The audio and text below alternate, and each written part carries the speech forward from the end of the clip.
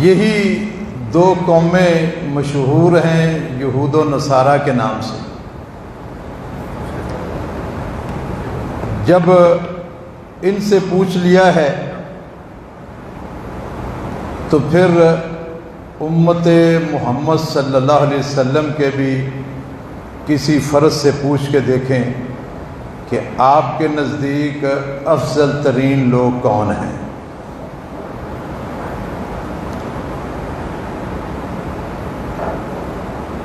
اللہ تبارک و تعالی نے آدم علیہ السلام سے لے کر عیسیٰ علیہ السلام تک جتنے نبیوں کا انتخاب کیا، اس کی کوئی اتنی تفصیل نہیں ہے کہ اللہ تعالیٰ نے کیسے انتخاب کیا،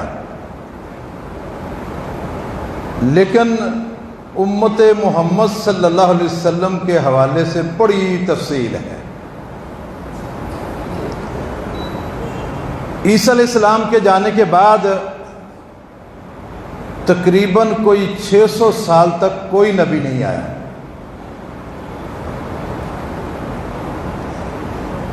اور جب 600 سال تک کوئی نبی نہیں آیا، آسمانی تعلیمات ختم ہو چکی تھیں، اس وقت دنیا والوں کا کیا حال تھا۔ آپ جو کہتے ہیں نا کہ یہ جاہلیت کی گندی پکار ہے، یہ جاہلیت کا دور ہے جب نبیوں کی تعلیمات نہیں تھی، آسمانی تعلیمات ختم ہو گئی تھی، اس کو جاہلیت کا دور کہا جاتا ہے۔ مجھ سے پہلے جو ہے یہ مفتی عبد الوکیل ناصر حافظہ اللہ بیان کر رہے تھے کہ آپ نے اپنے صحابہ کو کہا کہ ادا والجاہلیہ وانا بین اظہرہم، یہ جاہلیت کی گندی پکار ابھی بھی تمہارے اندر ہے میرے ہوتے ہوئے، کہ انصار انصاریوں کو بلا رہا ہے، مہاجر مہاجروں کو بلا رہا ہے، یہ جاہلیت کی گندی پکار ہے۔ حالانکہ وہ بتا رہے تھے بڑی تفصیل کے ساتھ، بڑے احسن انداز میں، کہ مہاجر نام بھی اللہ نے دیا ہے، انصار بھی اللہ نے دیا ہے، لیکن جب ان ناموں میں عصبیت آ جائے پھر جاہلیت کی گندی پکار ہو جاتی ہے۔ یہ جاہلیت کا دور، ان اللہ نظر الی اہل الارض، اس وقت اللہ تعالیٰ نے زمین والوں کو دیکھا، فماقتہم الجمیع، سب نے اپنے رب کو ناراض کر دیا، عربہم و عجمہم، عربیوں نے بھی عجمیوں نے بھی۔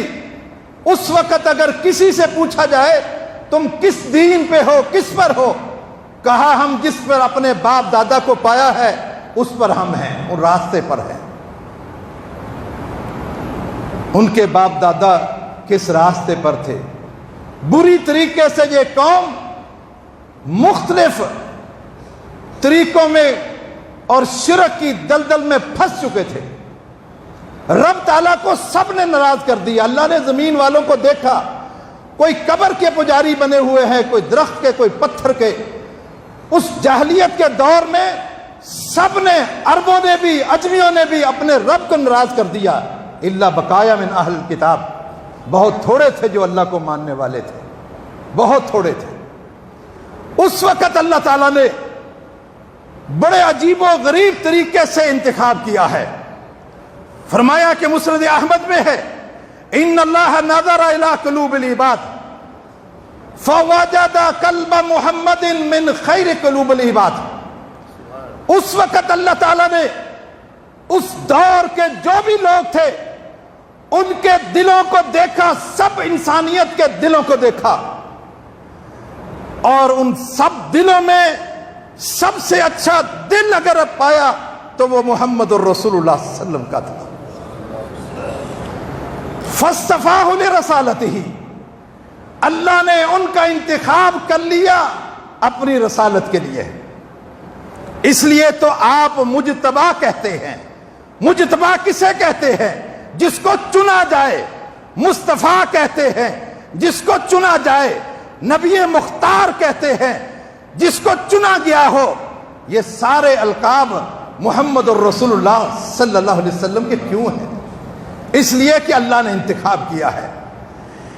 پہلے نبیوں کا طریقہ کار کیا تھا؟ ابھی یہ طریقہ کار اللہ کا ہے۔ اللہ نے دلوں کو دیکھا، اس لیے کہ دل کی حیثیت جسم میں بہت معنی رکھتی ہے۔ آنکھوں کو نہیں دیکھا، سر کو نہیں دیکھا، زبان کو نہیں دیکھا، دیگر اعضاء کو نہیں دیکھا، دل کو دیکھا ہے، اس لیے کہ دل مرکزی جزو ہے۔ فاصطفاہ لرسالتہ ثم نظر، پھر محمد صلی اللہ علیہ وسلم کے دل کو دیکھنے کے بعد پھر لوگوں کے دلوں کو دیکھا، فوجد قلوب اصحابہم من خیر قلوب العباد، محمد الرسول صلی اللہ علیہ وسلم کے جو صحابہ ہیں ان کے دل سب سے زیادہ بہترین پائے، فاصطفاہم لصحبتہ، ان کا انتخاب کر لیا اللہ کے نبی کے اصحاب کے لیے۔ اللہ نے دیکھا ہے، کس کو دیکھا ہے؟ ان کے دلوں کو دیکھا ہے، اور دل اور اللہ دیکھتا ہی دلوں کو ہے سب سے پہلے۔ ان اللہ لا ينظر الى صورکم ولا الى اموالکم ولکن ينظر الى قلوبکم واعمالکم، اللہ تمہاری صورتوں کو نہیں دیکھتے، صورتوں کو دیکھنے لگ جائے تو پھر بلال کا نام ہی نہ آتا، جلابیب کا نام ہی نہ آتا۔ اگر شکلوں کو دیکھنے لگ جاتے، اور ورنہ تو ابو لہب جو جس کا چہرہ شعلے مارتا تھا وہ رہتی دنیا تک پڑھتے رہیں گے تبت یدا ابی لہب وتب۔ دلوں کو دیکھا اللہ نے، شکلوں کو نہیں دیکھا، دولتوں کو نہیں دیکھا، دلوں کو دیکھا ہے۔ اور اللہ تعالیٰ نے اللہ کے نبی کو اللہ نے چنا ہے۔ مستدرک حاکم کی صحیح حدیث ہے، آپ فرمایا کرتے تھے کہ لوگوں اختارنی، اللہ نے مجھے چنا ہے، واختار لی اصحابا، میرے صحابہ کو بھی اللہ نے چنا ہے، میرا بھی چناؤ اللہ نے کیا ہے، اور میرے اصحاب کا چناؤ بھی اللہ نے کیا ہے۔ نہ نبی کا چناؤ تمہارے ووٹوں سے ہوا ہے، نہ صحابہ کا چناؤ تمہارے ووٹوں سے ہوا ہے۔ ہم 70 سال کی اس لمبی مدت میں دیکھ چکے ہیں ہمارے ووٹوں سے قیادتیں کیسی آتی ہیں، لومبڑ جاتا ہے گیدڑ آ جاتا ہے، غوث علی شاہ گیا ہے تو کیم علی شاہ آ گیا ہے، یہ ہمارے ووٹوں سے آتے ہیں۔ اللہ نے نبی کا انتخاب ہمارے ووٹوں سے نہیں کیا، دنیا والوں سے پوچھ کے نہیں کیا، اللہ نے خود ان کا انتخاب کیا ہے۔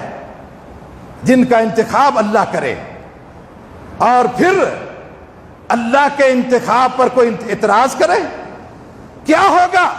من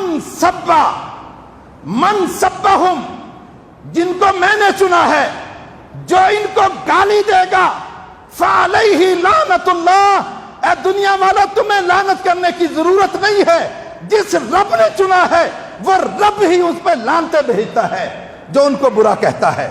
من سبہم، جو ان کو برا کہتا ہے، فعلیہ لعنت اللہ، اس پہ اللہ کی لعنت ہے، اور جس پر اللہ کی لعنت ہو یقیناً وہ جنت میں نہیں جائے گا۔ لعنت کسے کہتے ہیں؟ الطرد من رحمت اللہ، جس کو اللہ کی رحمت سے دور کر دیا جائے۔